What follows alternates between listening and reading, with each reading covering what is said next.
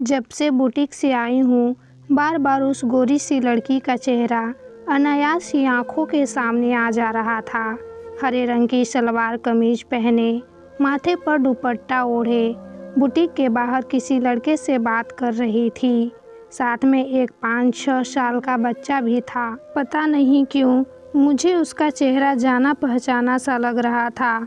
मैं बार बार अपने दिमाग पर जोर डालकर उसे याद करने की कोशिश करने लगी। तभी अचानक दिमाग में एक नाम कौंधा, गोरकी। हाँ, हम सब उसे यही तो बुलाते थे। घर के पास वाले बस्ती में उसका बड़ा सा परिवार अपने पूरे कुनबे के साथ रहता था। वो 2 बहन थी। बड़ी बहन ज़रूरत से ज़्यादा सांवली और छोटी ज़रूरत से ज़्यादा गोरी थी। यही वजह था कि दोनों बहनों का नाम कुछ दूसरा था, लेकिन सभी लोग उन दोनों बहनों के रंग को ही उनका नाम बना दिए थे, सावरी और गोरकी।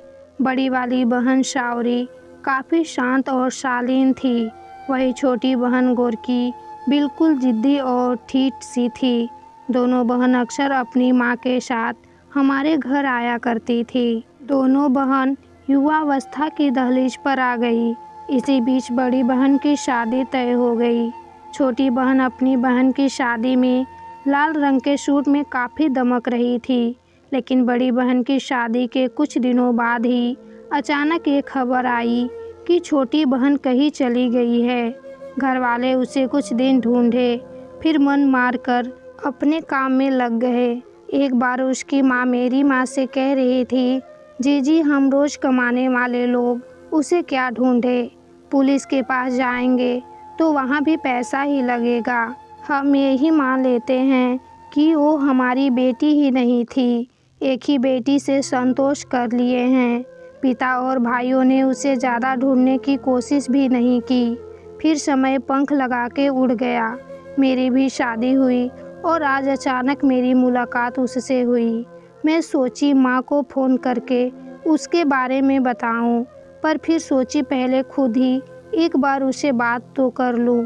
फिर जिस दिन अपना ड्रेस लेने में बुटीक गई, वो उस दिन भी मुझे दिख गई। पहले तो वो मुझसे नज़रें चुरा कर निकल रही थी, लेकिन मैंने जब आवाज़ दी तो वो पास आ गई और बोली, दीदी आप मुझे पहचान लिया? मैं मुस्कुराते हुए बोली, क्यों तुमने नहीं पहचाना क्या मुझे?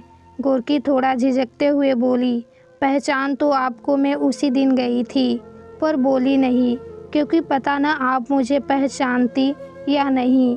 मैं बात का रुख बदलते हुए बोली, कहाँ रह रही हो, शादी कर ली क्या? गोरकी ने एक लड़के जिससे उस दिन बातें कर रही थी की तरफ इशारा करते हुए कहा, वो हमारे शौहर हैं दीदी। फिर उस छोटे से बच्चे का हाथ पकड़ मुझे अपने साथ आने को बोल चलने लगी। कुछ तो उसके बारे में जानने की इच्छा और कुछ उसे यूं न मना करना ठीक न लगा। 1-2 गलियां पार करने के बाद एक पक्के घर के एक कमरे में ले गई। वो एक कमरा क्या था, उसका पूरा घर ही था। साइड में टेबल पर गैस रखा था और नीचे ऊपर बर्तन और किचन का पूरा सामान। कमरे में एक चौकी थी जिस पर अभी तो कपड़ों का ढेर रखा था, उसके नीचे भी सामानों का ढेर था। बच्चा घर पहुंचते ही माँ से हाथ छुड़ाकर पास वाली गली में खेलने भाग गया। अब घर में सिर्फ हम और वो ही थे। गोरकी घर की इकलौती कुर्सी पर मुझे बैठाते हुए बोली, दीदी मेरा ये छोटा सा संसार आपको कैसा लगा? मैं जो अभी तक पूरे घर का अनुमान कर रही थी, थोड़ा चौंकते हुए गोरकी की तरफ देखी, फिर उससे बोली, तेरा पति मुस्लिम है क्या? तूने मुस्लिम से शादी कर ली है? वो थोड़ा नज़र चुराते हुए बोली, हाँ दीदी, इन्होंने ही मुझे घर से भागने में मदद की। फिर कुछ दिन बाद हमने निकाह कर लिया। मैं थोड़ा गुस्सा दिखाते हुए बोली, तुम घर से भागी क्यों? ये तुमने काफ़ी गलत किया। तुम्हें अपने घर वालों की याद नहीं आई? उनकी इज्जत का थोड़ा भी ख्याल न आया? उफ, इज्जत का ख्याल? थोड़ी नफरत से वो मुस्कुराई तो मैं थोड़ी चौंक गई, लेकिन वो बोलती गई। शायद वो अपने दिल के अंगार आज निकालने को तैयार बैठी थी। दीदी अगर इतना ही इज्जत का ख्याल था तो मेरे घर वाले मुझे क्यों ना ढूंढे। हम जिस समाज में रहते हैं वो सिर्फ लड़कियों को ही गलत मानता है, भले ही गलती उसकी न हो।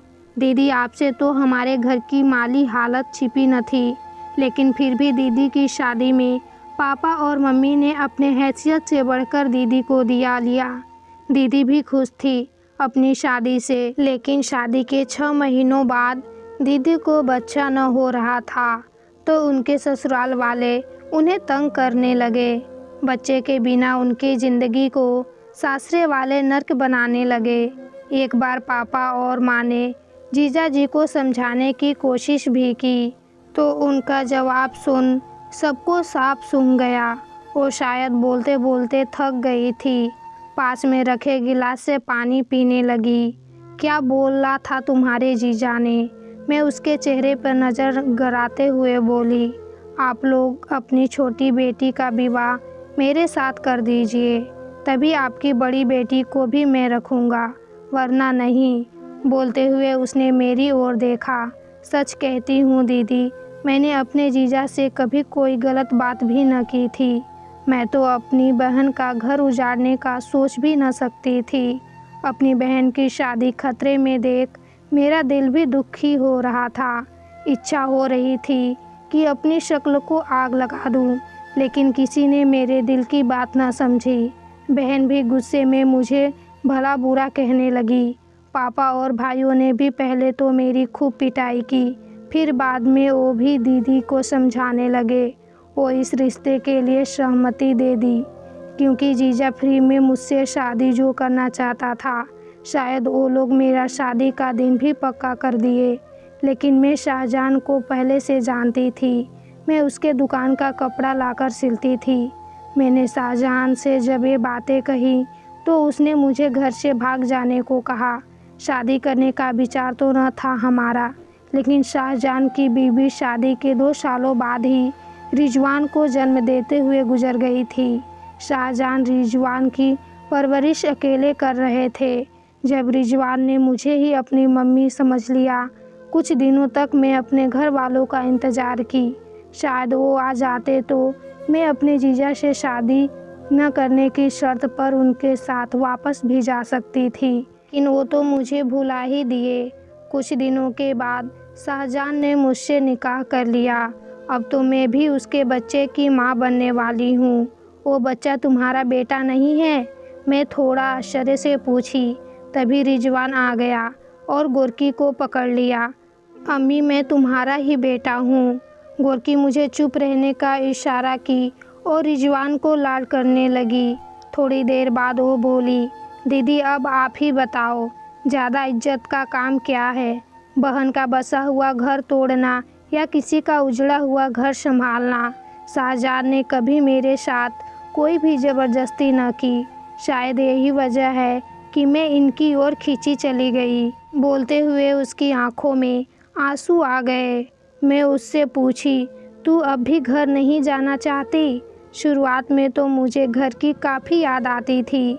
कई बार फ़ोन भी की, लेकिन वो लोग आवाज़ सुनकर ही काट देते थे। एक बार पता लगवाया तो पता चला कि दीदी को भी बच्चा हो गया। जीजाजी भी अब शांत हो गए, लेकिन अब मैं उन लोगों को नहीं देखना चाहती थी, क्योंकि जीजा तो गैर था, पर मेरे अपनों ने भी मुझे उस वक्त न समझा था। दीदी, आपसे भी विनती है, मेरी इस दुनिया के बारे में उन्हें नहीं बताइएगा। जानती हूँ भागी हुई लड़की समाज का कलंक होती है, लेकिन मैं तो खुद को कलंक से बचाने के लिए भागी थी। कहते हुए वो मेरे सामने हाथ जोड़ ली। मैं उसके हाथ को अपने हाथों में लिया और थपथपाते हुए बाहर आ गई। शायद मेरी उस थपथपाहट में सब कुछ था जो उसे चाहिए थी। गोरकी ने घर से भाग के सही किया या गलत, कमेंट में ज़रूर बताएं। यदि कहानी अच्छी लगी तो वीडियो को लाइक और चैनल को सब्सक्राइब करना न भूलें।